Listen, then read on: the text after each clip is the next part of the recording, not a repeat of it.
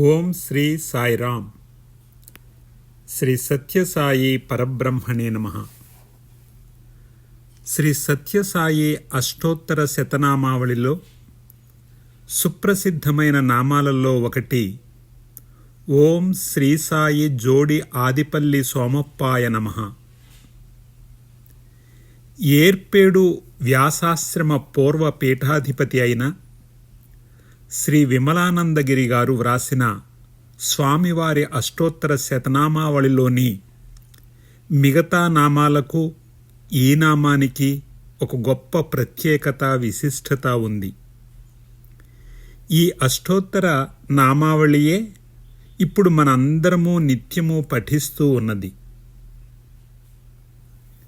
ఒక అపస్మారక స్థితిలో ఉన్న ఒక చిన్నారి పాపకు వృద్ధుని వేషంలో వచ్చిన స్వామి ఆరోగ్యాన్ని ప్రసాదించి ఆ పాప తల్లిదండ్రులు కృతజ్ఞతతో నీ పేరు ఏమిటి అంటే జోడి ఆదిపల్లి సోమప్ప అని చెప్పి అంతర్ధానమైన గొప్ప లీల నుండి ఆవిర్భవించిన మహిమాన్విత నామమే జోడి ఆదిపల్లి సోమప్పాయ నమః. బెంగుళూరుకు చెందిన వెంకట్రామన్ చూడామణి దంపతులు సత్యసాయి మహాదేవుని భక్తులు. వీరు 1958 సంవత్సరములో నవంబర్ 25వ తేదీన స్వామివారిని దర్శించుకొని తిరిగి వెళుతూ ఉండగా మార్గమధ్యములో వాళ్ళ 1.5-2 సంవత్సరాల చిన్నారి పాప అకస్మాత్తుగా తీవ్ర జ్వరానికి గురి కావడము, శరీరము అంతా ఒక్కసారిగా నీలం రంగులోకి మారడము,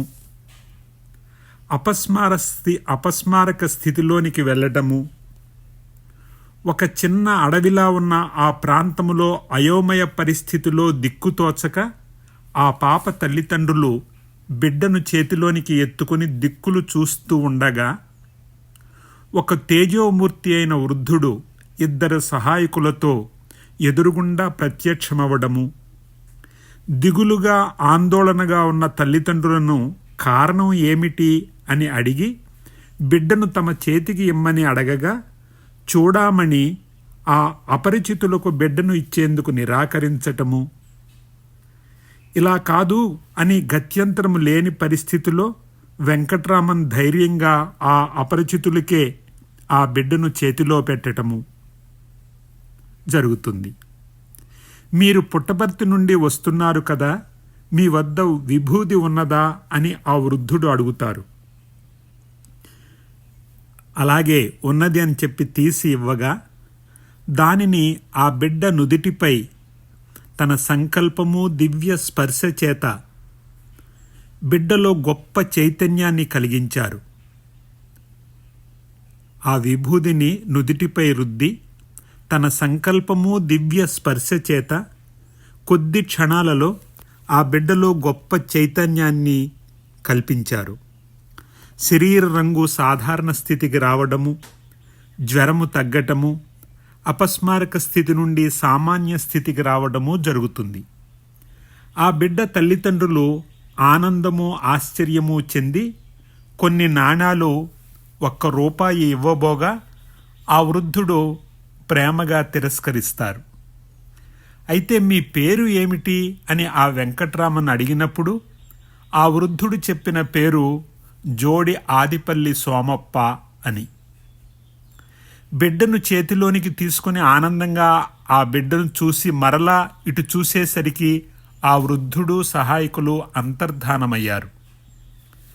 ఆ సమయములో పుట్టపర్తిలో ఉన్న స్వామి కొద్దిసేపు అపస్మారక స్థితిలోకి వెళ్ళటము, తిరిగి సాధారణ స్థితికి రావడము, అనంతరము అక్కడే ఉన్నటువంటి కస్తూరి గారికి, రాజారెడ్డి గారికి ఈ విషయము చెప్పటము జరుగుతుంది.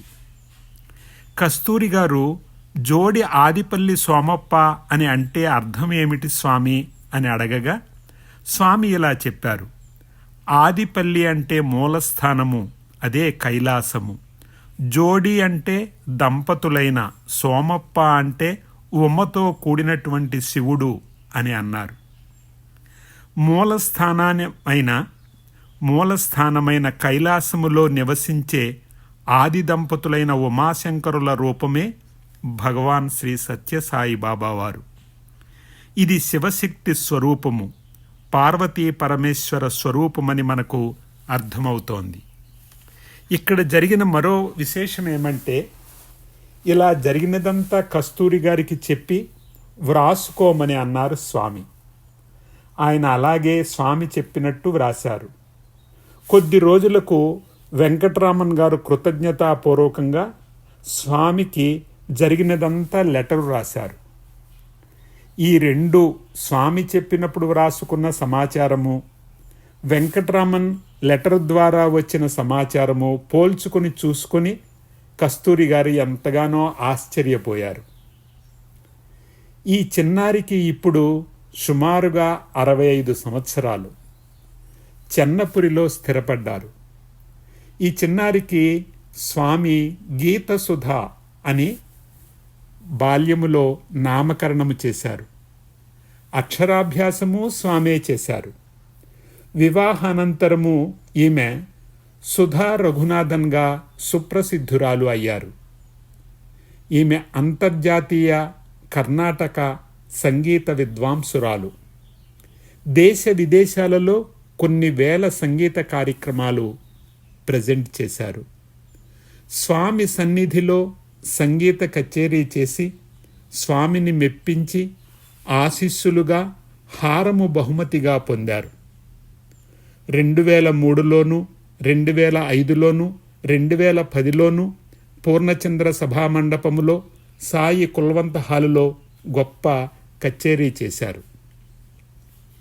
2015లో భారత ప్రభుత్వము ఈ సుధా రఘునాథన్కు పద్మభూషణ పురస్కార ప్రదానము చేసింది. భారత స్వాతంత్ర్య ఉత్సవాల సందర్భంగా 50 సంవత్సరాలు నిండిన సందర్భంగా భారత పార్లమెంటు హాలులో వందే మాతర గీతము ఆలపించి అందరినీ కూడా అలరింపచేశారు.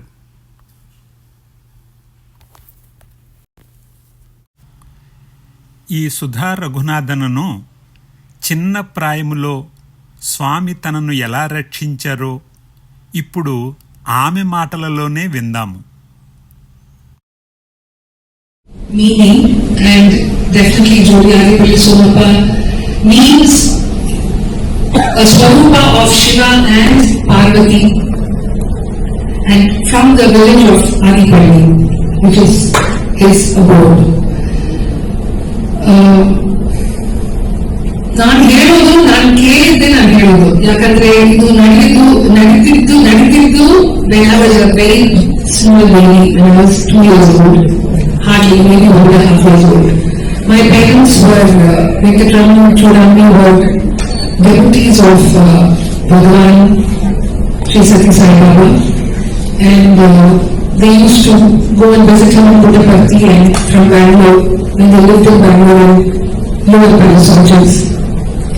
ಸೊ ಅವಾಗ ನನಗೆ ಹೆಸರು ಇಟ್ಟಿದ್ದು ಬಾಬಾ ಅವರೇ, ಗೀತಸುಧ ಅಂತ. ಅಕ್ಷರಾಭ್ಯಾಸ ಮಾಡಿದ್ದು ಬಾಬಾ ಅವರು. And I think the life that I live is the diksha that he has given me, because it is my second life. When I kind of surreal, it's when I say it sitting over here, it might seem a little not so real, and it's like a fictitious story, but then I'm sharing what are in the books, in manuscripts, and what my parents have told me, that on one occasion when we were traveling back from Puttaparthi after Baba's darshan, we were going by car, and somewhere near Anantapur or halfway between Bangalore and Puttaparthi, I think I developed some very high fever and the body became blue and I lost consciousness. The body also became still, and of course in the middle of the forest, I didn't know what to do, whether to go back to Puttaparthi or to drive to Bangalore. but he was thinking that every moment that he lost, he would not be able to save me. So they were just standing there holding me when an old man with two of his disciples, like a nomad, he came and he said, "Why are you standing here?" And Appa said that my baby is unconscious and I don't know what to do. So he said, "Give her to me." It seems I used to be a very chubby, fat, rosy kind of a baby with hair like Baba. So my mother was not ready to hand me over to the old man because she thought some stranger is coming and asking him, "How can I give my baby to him?" She was reluctant, but Appa said, "We have no other choice. Let us at least do this." And he handed me over to the old man and he asked Appa, "Where are you coming from? Puttaparthi? Then you must be having some vibhuti that Baba man has manifested." So Appa gave the vibhuti. He took his slipper and when you rub it hard on the floor, on the hard ground, you get a spark of fire. So he melted the vibhuti and he rubbed it against my forehead, and slowly I lifted my hand and the blue in the body came down. I was revived with life. And at that moment of joy, or shall we say relief, Appa did not realize that this was more than just what he was seeing. It was a miracle. It was something that Baba was, some magic that Baba was doing. But he said thank you to the old man, and gave him 6 Sathupuris for giving me life and 1 rupee. And they asked him, "What is your name?" He said, "Jodi Adivani Somappa." And then they started to look at the baby, and when they realized at that point that something more had happened and looked up, those people were not there, they had disappeared. At the same time, Baba was sitting with Kasturi and Raja Reddy in Puttaparthi, and he lost consciousness. He came back to consciousness. He said, "I went to say Geeta Sudha's life." So Kasturi didn't believe it. He said, "She just left island dancing around and she was full of life. How could she have lost life?" He said, "You don't know.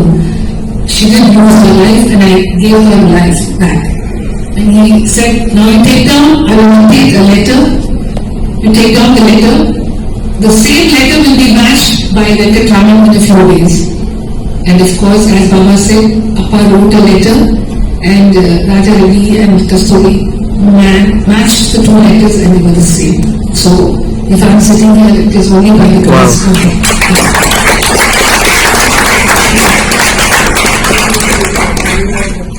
భక్తిలో తన ముందే సంగీత కచేరీ చేయవలసి ఉండటము ఒక కారణము కాబోలు.